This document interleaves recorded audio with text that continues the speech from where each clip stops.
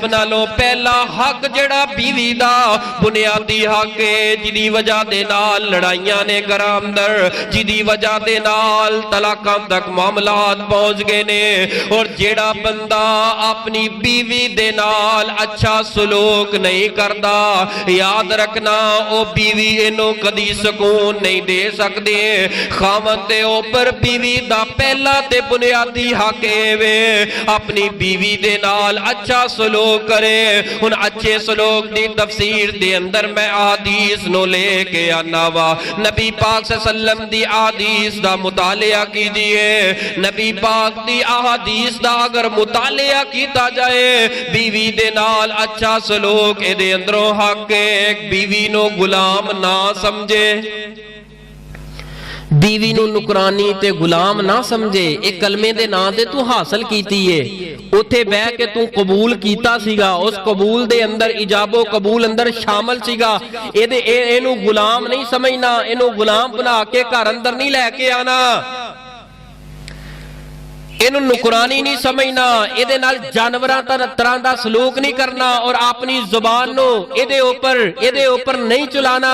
जुबान चला चला के ना उहदा कोई खानदान छड्डे खामद, बतलाओ उस घर दे अंदर ओ बीवी उहनूं सुकून देगी, कदी सुकून ओ बीवी नहीं दे सकदी। और जिहड़ा खामद सुबह दोपहर शाम अपनी जुबान दे अंदरों गंद उहदे सामने बोलदा है, बड़ियां ऐसियां औरतां सबर वालियां हौसले वालियां, लेकिन खर दिमाग मर्द खामद इस तरह थके टुटे बाहरों आए ने और बीवी डर के घर के अंदर बैठी है। कौन आ गया है? ये खामद आया है, ये तो कोई पुलिस आ गई है।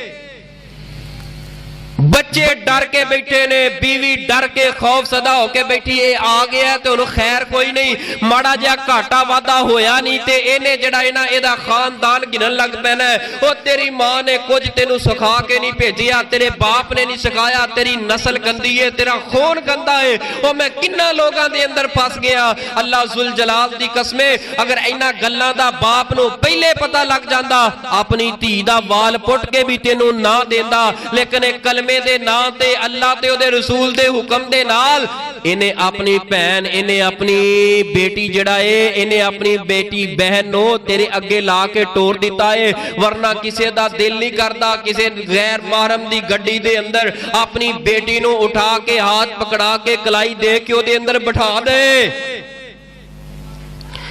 लिहाजा बीवी दे नाल गुफ्तगू करन लगे अपनी जुबान नू जरा नीचा रख, नरम रख। अपनी जुबान दे ऊपर ओ गंदियां गंदियां गलीज गालां, अल्लाह दी पनाह, अल्लाह दी पनाह, इस कदर गंदियां गलीज गालां